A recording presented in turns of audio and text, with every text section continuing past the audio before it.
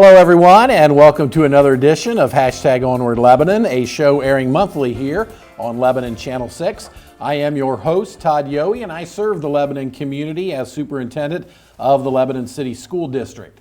#Onward Lebanon is designed to provide viewers with an insight into the Lebanon schools, its people, its students, and its programming. The taping of this episode is September 15th, 2020, and that is important because some of the information contained in this show may change over time. With that, my guest today is Keith Pantling, High School Athletic Director for the Lebanon City School District. Keith is new to the Lebanon District, but has made his mark early in leading our athletic program through the very challenging reopening of fall athletics. Keith, welcome to #Onward Lebanon. Thanks for having me. I'm excited to be here. So I mentioned about the reopening of fall athletics and the challenges with that this year, and we'll get to that discussion. But I first want to give people an opportunity just to get to know you a little bit. You're new to the Lebanon District, although for me it seems like you've been here a long time since you started midsummer. But as a new athletic director here in Lebanon, people been treating you well? Yeah, absolutely. I love the people here. It's easy when you love who you're working with every day, and everyone has that same goal of making a great experience for the kids. So the administration, the teachers I've met, the coaches, the kids, it's been really easy just coming to a great atmosphere every day. So you came here from a neighboring school district, and I'm always interested when people join us here in Lebanon. What attracted you to the Lebanon School District? I think the sense of community, and then going through the interview process was the people. Like I just mentioned, I think just speaking with the committee, the importance they put on the athletic experience for the students, and the value they had. You know, the process in and of itself showed how important athletics were here at Lebanon, which obviously you want to be working at a place in this role where it's valued and supported, and you're viewed as an important part of the leadership team. So that was huge going through the process and talking to you guys about your vision for the programs. And the high school athletic director is one of those positions where you'd like to use the committee process to help narrow down candidates, and we just bring together people from different connections to the district, and of course in this case different connections to athletics. So there, we're some school administrators, some coaches, some booster members, some other community members. Yeah, I always say the athletic director position, you answer to a lot of people, and I think I mentioned that to Robert going through the process was, everyone kind of has a different idea of what the athletic director is supposed to be doing. You have the superintendent's office, you have HR, you have the community, you have the coaches, you have the students, you have the former players, you have community members, so all these different folks kind of look at you and want you to be doing things a certain way. So juggling all that's really interesting dynamic, but it shows that people care and everyone wants to be involved and see the programs do well. So it's a really cool experience. I know one of the things that impressed me during the interview process and after the hiring as well is that you brought a lot of ideas with you, things that you would like to see happen here in Lebanon. Can you talk about a few of those? Well, sure. I think there's kind of some day-to-day things just about energy and enthusiasm and injecting a sense of excitement with the kids. So supporting all the programs, engaging on social media, doing some of those modern things. And I think longer picture, starting to figure out some big picture things, whether it's facilities or scheduling, stuff that we're doing with coaches. But being creative, and then we don't have all the answers, but looking at what other people are doing, things that are working or are exciting or that other ADs are doing, and just looking ahead and trying to find new ideas within the industry that are cutting edge. I just think staying on that cutting edge is a challenge, but that's fun for me, trying to do what's best and find new ways of doing things. Now, I do remember during the interview process that you told us you do have all the answers. Yeah. So I'm going to hold you to that. Well, let's get into this discussion about the challenge that we all faced heading into this school year, which was just reopening. Of course, we're all aware of the pandemic and the impact that had on schools at the end of last school year, last spring. And then, of course, we went into the summer months with a lot of unknowns. Did not know whether we would have fall athletics. We did not know when athletes might be allowed to return to school, in some sense of team conditioning or Right. team workouts. I think that our coaches and athletes did a good job, doing things on their own through maybe some Zoom meetings and some personal workouts Right. and conditioning at home and keeping in shape and so forth. Some of our coaches really took that on. I think did a good job with our athletes. But we finally, got some good news midsummer about athletes being able to return for conditioning and workouts. Along with that news was that the non-contact high school sports would be allowed to move forward for their seasons. And then that just there was a cloud hanging out there regarding contact sports, primarily football. So you came in as one of your first assignments and first tasks was to try and figure all of that out for Lebanon. So can you just kind of talk about that experience a little bit? And Sure. I think it was unique for everyone, and ADs are a pretty close-knit group, so we got on regular calls and regular meetings and discussed what different districts were doing, and much like you guys were probably at in terms of school restarts. So, but navigating it all was very interesting, especially not even knowing where my mailbox was or how to log on my computer yet. So it's been great having resources here and so many people that have been in the district a long time that welcomed me with open arms and kind of got me feeling comfortable right away, because this was a huge task. And I think what I kept at the forefront of my mind was, how do we get the kids back playing safely? And it just had been so long, and they were so eager to get back. Just doing what we can and finding ways to, whether it was train virtually or share ideas with coaches on how to engage with the kids when they couldn't be here. And then when we started welcoming them back, the phases really helped that the OHSAA put into place to kind of ease us into it. And then when we started talking about the school restart, it really helped, because the discussions I was hearing you guys have triggered some other things that maybe we weren't thinking about. So although it seems like it all happened in a week, the progression did help, especially getting back to then spectators and games starting.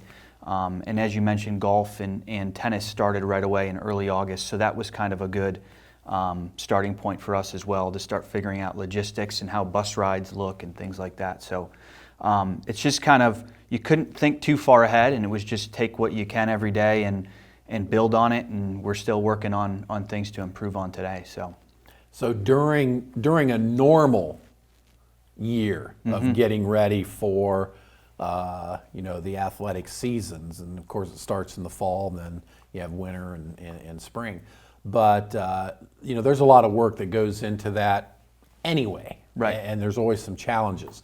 Then you pile on top of that all of the extra things that came along with COVID and pandemic. Talk a little bit about the things that we had to do during the summer and now into fall as our season started that are just they're only there because of COVID. Number one is the ticketing. We spend more time on ticketing than you can imagine. For every game, there's obviously the restricted number of spectators for the facility, so the restriction was 15%. So that leaves us with about 400, 450 in our stadium and under 300 in our gymnasium. But then you also have doubles and triple headers going on in the venues. So you have to sanitize in between those if you have a changeover in games. And then the online ticketing, in order to limit the number of tickets, we have to set up on the back end based on a student's ID number, how many tickets they can purchase. And then you have to give the visiting team some, and they don't have ID numbers, so how do you get them their tickets? And we don't want to do, ticket, hand transactions. We don't want to do cash transactions at the gate. So trying to move everything online has been a major challenge. I think we're better today than we were a month ago, but there's still a lot of things. People aren't used to it. Grandma and grandpa aren't used to it. So we're trying to continue to work through that. But it's something that is very proficient once you get through the hurdles, that I don't know that we'll revert back. I hear a lot of ADs and things saying, I don't know that we're ever going to go a different way. There's no cash boxes and things at events. And if people do show up, they can just use their phone right there and purchase one if they hadn't. So that's one of the major things. And then just the social distancing of our kids. It's just not something that they're used to. I will say our parents have been awesome, and I think they're appreciative of their kids' opportunity to play, so they're taking it serious and following the guidelines. But the kids are kids, and they want to huddle around their phones, or they're at practice, and you have to constantly remind them. So our coaches have done a great job, but again, I just think there's that appreciation that they're playing, so they're following the rules the best they can. We're 5 weeks into school now, so we've had 4 full weeks of school with athletic participation, and to this point, I think the measures that we have taken and the diligence by the coaches, and you mentioned the help of parents and the athletes themselves, we've done a great job, and we've weathered it so far. And we haven't had any outbreaks or anything like that. So we'll knock on wood and hope that continues through the rest of the fall season and carries right in to the winter season. It is odd being at the high school athletic events right now because it's such a limited number of spectators. You really miss the crowd noise and all of that. But I think people are adapting to that, and we're sorry. We feel bad for those people that say can't attend a football game, but we really only do have enough tickets for players, family members of players, band, and cheerleaders. Yep. And then, of course, the visiting team. The visiting team. We give some of the tickets to the visiting team. Now winter will be a challenge with yes. basketball and three games in a row, and you throw in cheerleaders and/or the pep band, and so we're starting to think about that now and how we're going to manage all of that with the sanitizing and the social distancing. You mentioned the sanitizing effort, and we decided over the summer that we were going to contract out that cleaning and disinfecting. So we're actually working with a private company that is supplying us with cleaners and people to go around and disinfect all through the school day, actually, at all of our buildings. And then we've hired some second shift people as well. Well, we didn't hire, we contracted with the company. Second shift as well to take care of events like they've been awesome. Yeah, yep. So it's nice to have those people there so that we're not putting a strain on our custodial and maintenance people who they have other responsibilities during the football games and the volleyball games and soccer games and so on. So it's nice to have that as a backup. Lebanon is in a new sports conference, the Eastern Cincinnati Conference. And it's a lot of local schools, a lot of schools we're familiar with because we would play them when we weren't playing conference games in the GWAC. And in your former district, you were sort of in this same boat of joining the ECC. Yep. So hopefully there wasn't too much of an adjustment there. But talk a little bit about joining the ECC and what that's going to mean for Lebanon. Yeah, I obviously wasn't here during the GWAC days, but I just think the world of the ECC, the ADs that are involved, the superintendents, the communities, I think they're tremendous communities. And talking with our coaches, I think we match up well across the board in terms of the style of play and the types of sports that are kind of I don't want to say important, but that are maybe the better sports in those areas. Some refer to it as the soccer belt. There's a ton of great soccer that's up and coming for us. Football is kind of that grinded out, hard-nosed football. Basketball, similar, that toughness.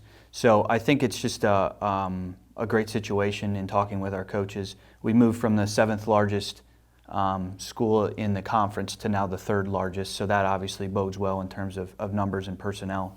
So different sports have a different viewpoint on it, and some coaches are more Dayton guys and some are more Cincinnati, but I think overall it's a great setup for us and our kids. Yeah, I think a lot of people were excited about the move to the ECC, and we're looking forward to getting into that conference in all sports, and I think we'll be good. I think we'll be great competitors in the conference, and it's going to be good for our kids to be competing at a high level and have an opportunity at success in their individual sports. Absolutely, and I think I don't have the numbers with me, but I think the travel helps as well. Just our ability, our transportation department to get to games in a timely manner, and all the logistics that go into. I mean, we're talking 7 through 12 are out there every day after school competing, and just the geography that goes into it has been helpful as well. And when we do return to full spectator participation, that should also help with parents and other people traveling to away games because they won't be quite as far, and they'll be familiar with the schools and so on. So hopefully it'll help everybody with gate receipts when we get full participation. We could use some help there now. We could definitely use some help with gate receipts. There's no doubt about that. Last thing I want to talk about, Keith, is lacrosse. So lacrosse, it's been a number of years now that there's been a community lacrosse program here in Lebanon. It's been very successful, a lot of participation, a lot of kids playing lacrosse, and there's been a lot of pressure on the school district to add lacrosse as a varsity sport. That was a little more difficult in the GWAC as a number of those schools did not have lacrosse. It's also, there's a cost factor to adding a sport to the program, but when we joined the ECC, we made the decision that we were going to add varsity and JV lacrosse, or I should say high school lacrosse to our program. The schools in the ECC have it, and so we will be fielding for the first time a school-sponsored lacrosse, boys and girls lacrosse. So that's exciting. Talk a little bit about our new lacrosse program. Yeah, it's exciting. The growth of the sport just in the area is it's crazy to me. The interesting thing is it's hard finding assistant coaches and things that know the game because it's so new in the area. But we have tremendous numbers right now, and the interest level is there. So fully sanctioning the sport. We started talking about things like uniforms and equipment that they have coming from when it was a club sport. Staffing, practicing, lining fields, all of those things we started having conversations about. But there's a lot that goes into it's not just we're sponsoring you and you kind of operate the same way. There's a lot that goes into it. So starting to figure out all of those things now so that when that weather breaks in, after winter, we're ready to hit the ground running. So schedules are in place, and again, tremendous participation numbers. So it should be really, really cool. Starting to just help grow the youth organization to just keep it going. And you look at some of the other area schools that have really successful programs right now and where they were and kind of that trajectory, it takes off pretty darn quick. So just excited to be a part of it, and I think it's gonna be a really special. We have a great community for it, I think, in terms of our type of kids and the sports that it kind of, you talk about multi-sport athletes, and the sports that we tend to be competitive in translate well to being successful at lacrosse.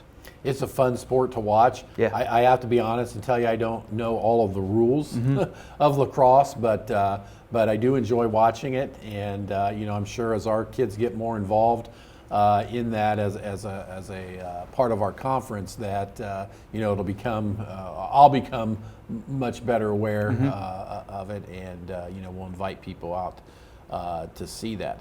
And so, did I hear in there that you have a plea for assistant coaches, or do you have all the coaching? Well, taken no, care